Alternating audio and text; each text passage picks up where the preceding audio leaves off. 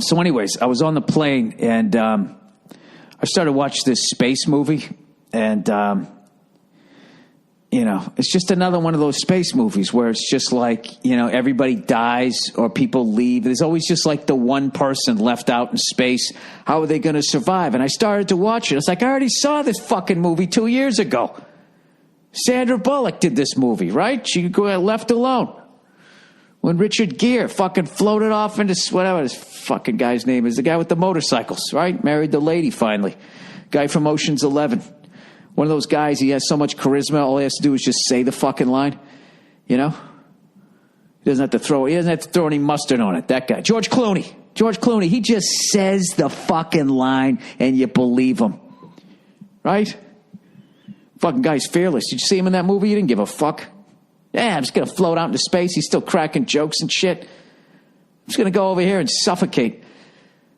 Take it easy, Sandy, right? That's how a man goes out. I bet once he floated out of her fucking earshot, he started crying.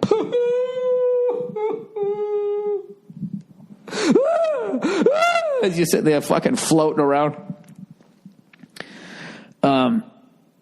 You gotta love sci-fi. You know why you gotta love sci-fi?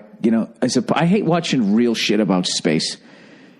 Because all they do is just tell you how infinite it is and how insignificant we are. It's like, I get it. I got it. Do you have anything else? Have you found one fucking living thing out there? You haven't. So there's really nothing to report other than it's so fucking immense and we still don't have the technology to meet anybody. That's why if you really want to see something about space, you got to watch a sci-fi movie. Say what you want about them. At least they find shit.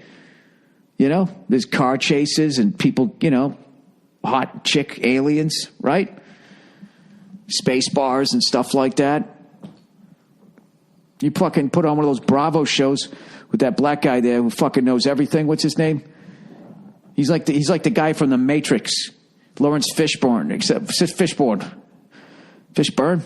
Whatever. He's like that guy, except he's real. Lawrence is real. I'm talking about his character. I fucking watched that guy. I've watched that guy like 3 times, and I just was... He had me believing that we came from the trees. I'm like, this guy is... Yeah, we and I was like, I thought we came from the ocean of mud. I was going with that, and this guy's like, no, we're from the trees. We got the same fucking... I don't know what he said, but I mean, there was nothing between my ears that could argue with anything that he said. You just have to fucking listen to it. I remember just sitting there watching the guy just going like, this has got to be what it's like when you join a cult. Like how dumb I feel right now. That's what you have to do. Like I was reading this fucking thing. Who's kidding who? I was browsing it. I don't really read anything. I saw this picture and I just put words to it in my brain and now I'm telling it to you. There's some fucking guy. I don't know, he had like 80 wives, one of those fucking weirdos out in fucking Utah. You know what I mean? Either that or he's just like, how come rappers don't talk about those guys? They're always talking about fucking pimps. How about a guy the guy's got 80 fucking women? They all know about each other and they're all smiling in the fucking picture. Huh? I want to see somebody else pull that off and not live in the middle of fucking Utah. I don't know what the fuck it is about Utah, but you could talk a woman into anything out there. You're the one for me. I am? Yeah, you and those 79 other bitches. Okay. Now go make me some butter, bitch. This guy's in prison and he's still running this harem. They don't know any better. When you're walking around with Little House on the Prairie clothes, I mean, you can fucking tell people anything. That's the key. You know what I mean? Like if you want to start a cult, it's very difficult to start it with people that have gone to a department store and bought their clothes. But if there's a group of people that are standing there in clothes that they made themselves, that's where you start. You know what I mean? It's like when you got a shit team. All right, and you got the number 1 draft pick, the team, the person you're going to build your fucking team around, that franchise player. When it comes to cults, the franchise tag is on all those people with those Little House on the Prairie clothes, those Quaker clothes, right? The QCs. You You ever think about I'd start a cult. I would do it, I would definitely start a fucking cult. But then after a while, I wouldn't want to do the work. And I'd start like, what do they call that when you fucking don't want to do your job and you have other people delegating? I'd start delegating all the fucking things. And then granted, at one point, some people are going to be like, well, he said he was Jesus. How come he's not doing anything?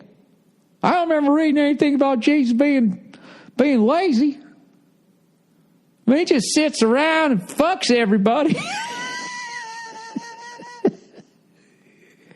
I'm getting sick of this, man. Shit, maybe I'm Jesus. Right? And then he takes over, and then all of a sudden they all show up one day. Is there anything scarier than angry, stupid people standing in clothes that they made themselves? Just picture what that would look like. The amount of monobrows staring back at you. And you just have to relinquish your power and just at some point ease your way out the back door and let them know that you're not the son of God. There's a fucking afternoon for you, huh? Jesus Christ, how many deadbolts would you have on your bedroom door?